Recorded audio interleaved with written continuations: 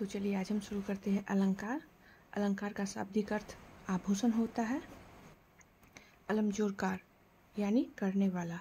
दूसरा काव्य शरीर अर्थात भाषा को शाब्दिक अर्थ से सुसज्जित तथा सुंदर बनाने वाला चमत्कार मनोरंजन ढंग को अलंकार कहते हैं। ठीक है।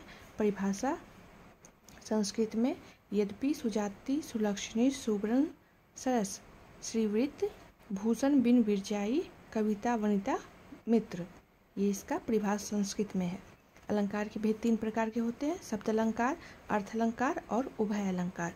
शब्द अलंकार के प्रकार: अनुप्रास अलंकार जहाँ वर्णों की आवृत्ति होती है, यमक अलंकार जहाँ शब्दों की आवृत्ति परंतु अर्थ भिन्न भिन्न होते हैं, पुनरुक्ति अलंकार शब्दों की आवृत्ति लेकिन अर्थ समान, विवक्षा अलंकार जहाँ शब्दों की आवृत्ति अर्थ समान।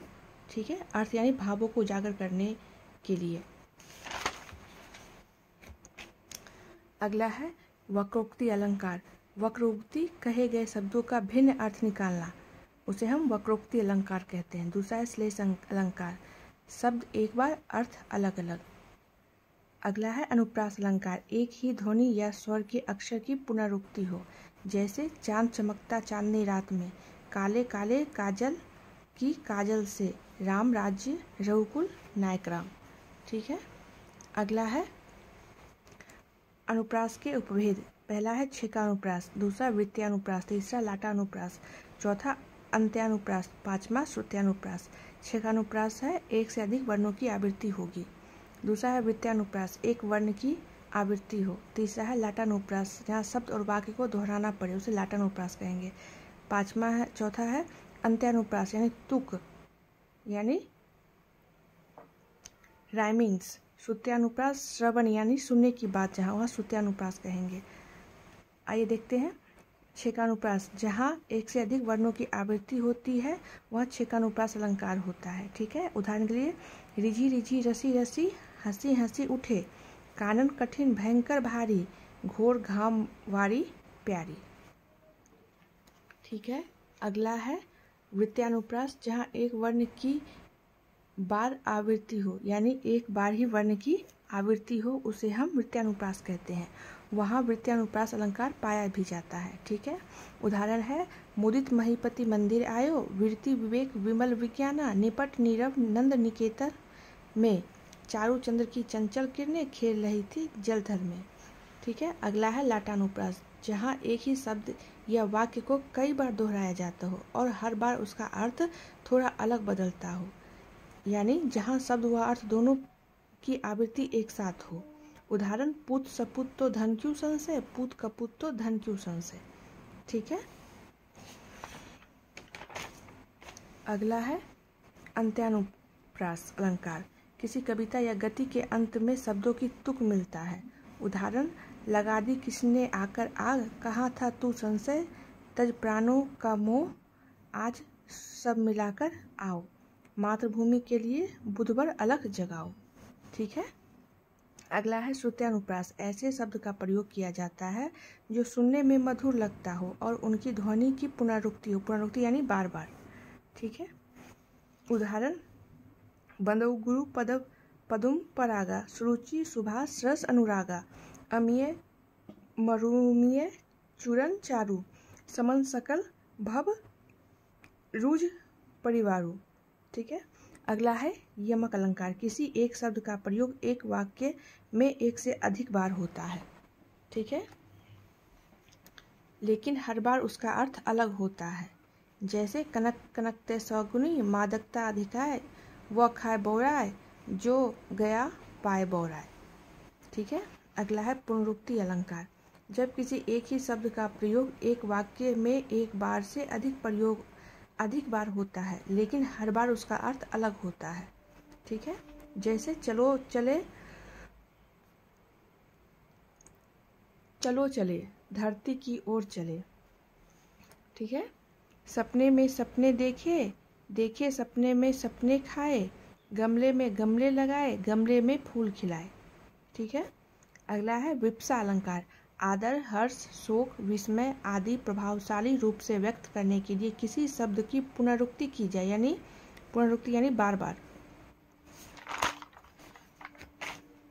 तो इसमें शब्दों के प्रयोग एक ही अर्थ में होता है, लेकिन उसका प्रभाव बढ़ाने के लिए उसे अलग अलग स्थानों पर रखा जाता है। उदाहरण, मोही मोही मोहन को मन भाइयो राधा मैं, राधा मन मोही मोही मोहन मई मई।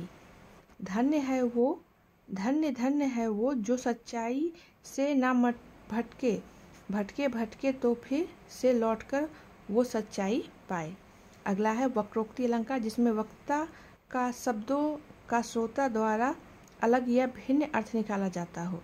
ठीक है, फिर से देखते हैं। जिसमें वक्ता का शब्दों का श्रोता द्वारा अलग या भिन्न अर्थ निकाला जाता हो, यानी जिन शब्दों का अर्थ उनकी संदर्भ स्थिति पर जाकर समझा जाता है, उसे हम वक्रोक्ति अलंकार कहते हैं। ठीक है, अगला है श्लेष अलंकार, जहाँ एक ही शब्द का एक बार प्रयोग करके उसे दो या दो से अधिक अर्थ निकाला जाता हो, उसे हम श्लेष अलंकार कहते हैं। शब्दों का अर्थ गहराई और विविधता को दर्शाता है, जैसे रहीमन पानी राखिए, बिन पानी सब चून, पानी गए न उबरे, मोती मानस चून। ठीक है, अगला है उपमा अलंकार, दो वस्तुओं के बीच भेद रहने पर भी जब उसमें समानता प्रतिपादित की जाती है, उपमा अलंकार कहते हैं। जैसे सागर सा गंभीर हृदय हो, गिरी सा ऊंचा हो जिसका मना। ठीक है, अगला है रूपक अलंकार, जब उपमेय और उपमान में कोई भेद न दिखाई दे, अर्थात उपमेय और उपमान को एक ऐसा प्रस्तुत किया जाए, वहाँ रूपक अलंकार कहते हैं। ठीक है, उदाहरण के लिए उपमेय को उपमान का रूप दिया जाता है, वाचक शब्द को लोप होता है और उपमा का भी वर्णन होता है, उपमेय का भी वर्णन होता है। अगला है उत्प्रेक्षा अलंकार, जिस जगह पर उपमेय में उपमान होने की संभावना होता हो, वहाँ उत्प्रेक्षा अलंकार कहते हैं। उदाहरण, सोहत ओढ़े पीत पट अस्थामा, सलोने गात मानो नीलमणि शैल पर अतय परयो प्रभात। ठीक है, अगला है दृष्टांत अलंकार, जब दो वाक्यों में बिंब प्रतिबिंब का भाव होता हो तब वहाँ दृष्टांत अलंकार कहते हैं। उदाहरण के लिए, सठ सुराहिरी सत सगति पाई, पारस परसी कुघातु सोहाई। अगला है संदेह अलंकार, जब उपमेय और उपमान की समानता देकर यह तय नहीं हो पाता उपमान वास्तव में उपमेय है या नहीं, तब संदेह अलंकार होता है। उदाहरण के लिए, विषय का अनिश्चित ज्ञान होता है, यह अनिश्चित समानता पर आधारित होता है और निश्चय का चमत्कारपूर्ण वर्णन होता है। ठीक है, अतिशयोक्ति अलंकार, किसी व्यक्ति या वस्तु का वर्णन करते समय सामान्य सीमाओं या मर्यादाओं का उल्लंघन हो जाता है, यानी इसमें वस्तु या व्यक्ति की विशेषताओं को बढ़ा चढ़ाकर दिखाया जाता है। उदाहरण, हनुमान की पूंछ में लगन न पाई आग, सगरी लंका जल गई, गए निशाचर भाग।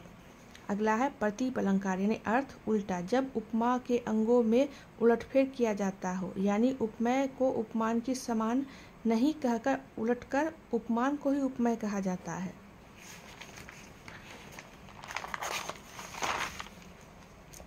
जैसे प्रतीप का मतलब होता है उल्टा या विपरीत, उपमा के अंगों में उलटफेर करने से प्रतीप अलंकार होता है।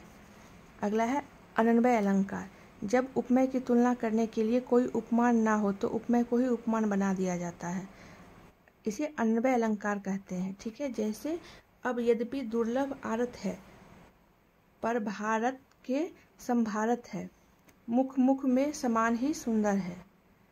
अगला है भ्रांतिमान अलंकार, उपमेय में उपमान का भ्रम उत्पन्न होता है, इसका मतलब एक वस्तु को देखते हैं तो हम दूसरी वस्तु को भ्रम होता है। इस अलंकार में उपमेय और उपमान को एक शब्द एक साथ देखने पर उपमान को स्पष्ट भ्रम पैदा होता है। उदाहरण, मुन्ना तब मम्मी के सर पर देख देख दो चोटी, भाग उठा भय मानकर सर पर सौंपीन लोटी। ठीक है, दीपक अलंकार, एक ही गुण या धर्म स्थापित किया जाता है तो दीपक अलंकार कहते हैं। उदाहरण, उसकी मुस्कान में जैसे चांद की रोशनी बसी है, जैसे दीपक की ज्योति में अमृत का संचार हो। अगला है अपहृति अलंकार, यानी अर्थ छिपाना, जब किसी सच बात या वस्तु को छिपाकर उसकी जगह झूठी बात या वस्तु को प्रस्तुत किया जाए तो उसे हम अपभ्रांति अलंकार कहते हैं। जैसे, सुनहु नाथ रघुवीर कृपाला, बंधु न हो मोर यह काला। अगला है व्यतिरेक अलंकार, अर्थ यानी अधिकता। जब उपमान के मुकाबले उपमेय के अधिक गुण होते हैं। उदाहरण का सरवरी तेहि देयु मयु का, चांद कल की वह निकलू का। अगला है विभावना अलंकार, किसी कारण पाया जाता है। सरल शब्दों में कोई चीज या घटना बिना स्पष्ट कारण के घटित होता है, उसे हम विभावना अलंकार कहते हैं। उदाहरण बदनहीन सो ग्रसे चराचर, पान करन जे जाहि। अगला है विरोधाभास अलंकार, वस्तु के वर्णन करते समय विरोध का अनुभव ना हो। जिन शब्दों में एक प्रकार का उलझन या विरोध का आभास होता है उसे विरोधाभास अलंकार कहते हैं। उदाहरण आग हूँ जिसने दुलाकते बिंदु हिम जल के सुनहूँ जिसमें बिछे हैं पावड़े पल के। ठीक है। अगला है मानवीकरण अलंकार, काव्य के जड़ व चेतन का आरोप होता है, उसे मानवीकरण अलंकार कहते हैं। यानी वहाँ जड़ प्रकृति पर मानवीय भावनाओं और क्रियाओं का आरोप हो। उदाहरण फल हंसे कलियां मुस्काई, बीती विभावरी जागरी, अंबर पनघट में डूबो रही तारा घट उषा नागरी। अगला है अनंत्योक्ति अलंकार, एक उक्ति के माध्यम से किसी अन्य व्यक्ति में कहा जाता है। इस अलंकार के सीधे शब्दों में नहीं बल्कि अप्रत्यक्ष रूप से कुछ कहा जाता है। उदाहरण फूलों के आसपास रहते हैं फिर भी कोटि उदास रहते हैं। अलंकार इतना ही तक था। धन्यवाद।